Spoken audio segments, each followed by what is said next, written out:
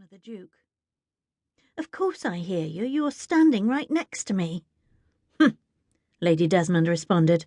"And stop staring at the Duke of Osborne. It's most unbecoming." Thea started guiltily. "I'm not staring at him." "You're practically salivating, girl." Lady Desmond tapped her fan against her palm.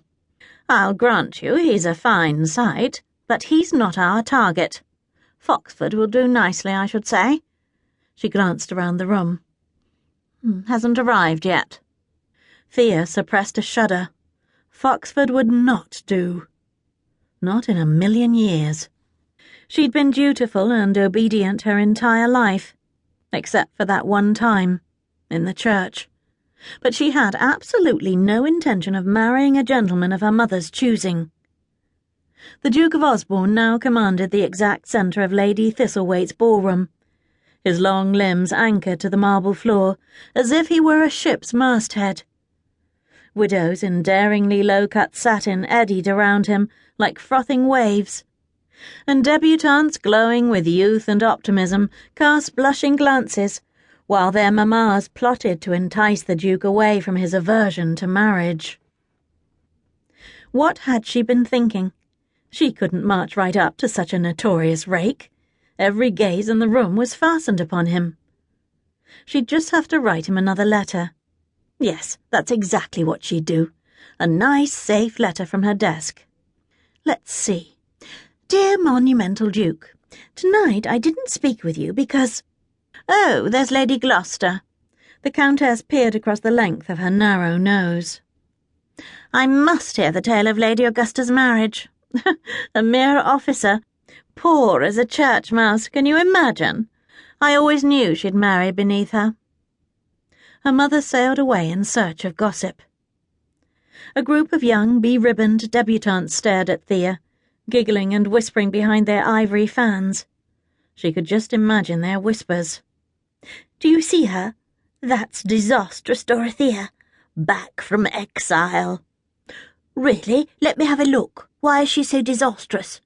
"You mean you haven't heard about the jilting?"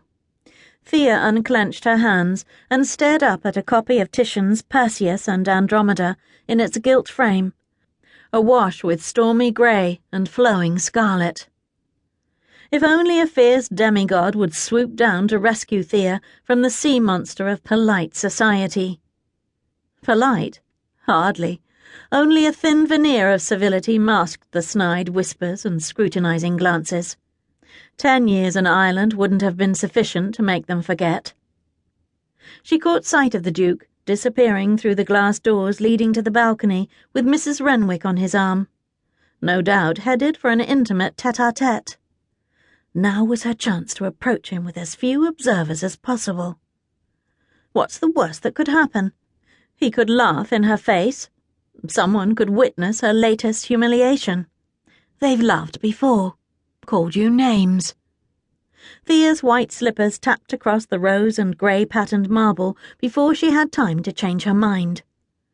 Conversation ebbed and flowed around her. She kept her head lowered, concentrating on swirling white satin. When it was absolutely unavoidable, when she could see the heels of the Duke's black dress shoes, Thea lifted her eyes. His back was turned to her. He leaned down to whisper in Mrs. Renwick's perfectly shell-shaped ear. Dear heavens! From across the ballroom he'd appeared slightly more manageable. He was much, much larger up close. Monumental. Thoroughly untoppable. This was never going to work, but it was too late to turn back now. His shoulders stretched far above her head, as wide and tall as an executioner's scaffold. She cleared her throat in a thoroughly unladylike manner. He paid her no notice. She reached up, and then up some more, and tapped his shoulder. She could have been a fly buzzing around a bull for all the attention she generated. Mrs. Renwick giggled and swatted the lapel of his black tailcoat with her red silk fan. "You're incorrigible," Thea heard her say. Thea cleared her throat more loudly this time. "Your Grace," to Thea's mortification, the words emerged as a high-pitched